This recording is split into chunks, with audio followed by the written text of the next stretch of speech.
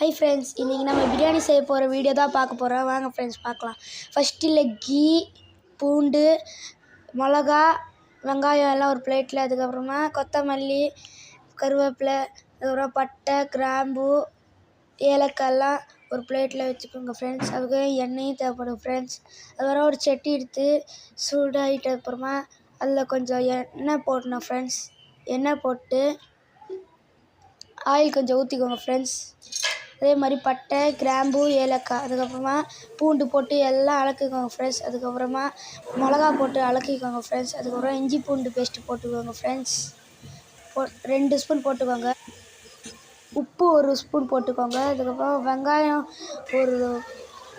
உடச்சி போட்டுக்கோங்க. அதுக்கப்புறம் கொத்தமல்லி கொஞ்சம் போட்டுக்கோங்க வெட்டி. அதுக்கப்புறம் நல்லா ஃப்ரை பண்ணுங்கள். அதுக்கப்புறம் மிளகா போடுங்க. நல்லா அலக்கிக்கோங்க போட்டு.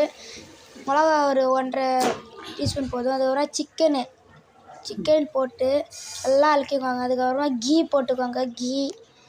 அதுக்கப்புறமா ஆயில் போட்டுக்கோங்க.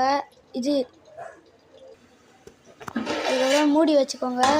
அதுக்கப்புறம் கொஞ்சம் நேரத்துக்கு அப்புறமா கொஞ்சம் தண்ணி போட்டுக்கோங்க.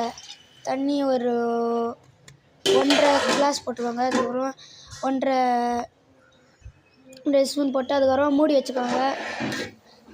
அதுக்கப்புறமா திறக்கும்போது இப்படி இருந்தால் கொஞ்சம் அரிசி எடுத்து உங்களுக்கு தகுந்த மாதிரி அரிசி எடுத்து போட்டுக்கோங்க. போட்டு திருப்பி மூடி வச்சுக்கோங்க. ஒரு 12 மினிட் இப்படி மூடி வச்சுக்கோங்க.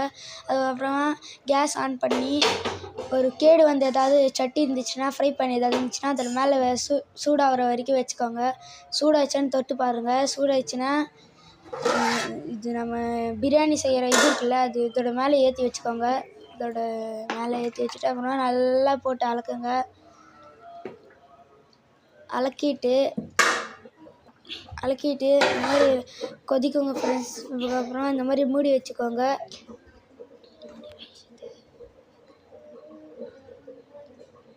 அதுக்கப்புறமா சிம்மில் மாற்றிக்கோங்க. கேஸ் சிம்மில் இருக்கணும். அப்போ தான் ஒரு 56 நிமிஷம் சிம்மில் தான் வச்சுருந்தோம். அதுக்கப்புறமா அதோட மேலே ஒரு தண்ணி எடுத்து ஒரு டப்பாவில் தண்ணி போட்டு அதோட மேலே வச்சுக்கோங்க ஃப்ரெண்ட்ஸ். அவ்வளோதான் ஃப்ரெண்ட்ஸ். இது கொஞ்சம் நேரத்துக்கு அப்புறம் எடுத்து பார்த்தா இதுக்குள்ளே பிரியாணி ரெடியாக இருக்குது ஃப்ரெண்ட்ஸ். அதே மாதிரி நம்ம சச்சூஸ் வேர்ல்டை சப்ஸ்கிரைப் பண்ணாதவங்க சப்ஸ்கிரைப் பண்ணி வச்சுக்கோங்க ஃப்ரெண்ட்ஸ். அதே மாதிரி லைக் பண்ணிக்கோங்க ஃப்ரெண்ட்ஸ். அதே மாதிரி நம்ம அவ்வளோதான் ஃப்ரெண்ட்ஸ். நிறைய சிக்கன் பிரியாணி போடலான்னு இருக்கோம் ஃப்ரெண்ட்ஸ்.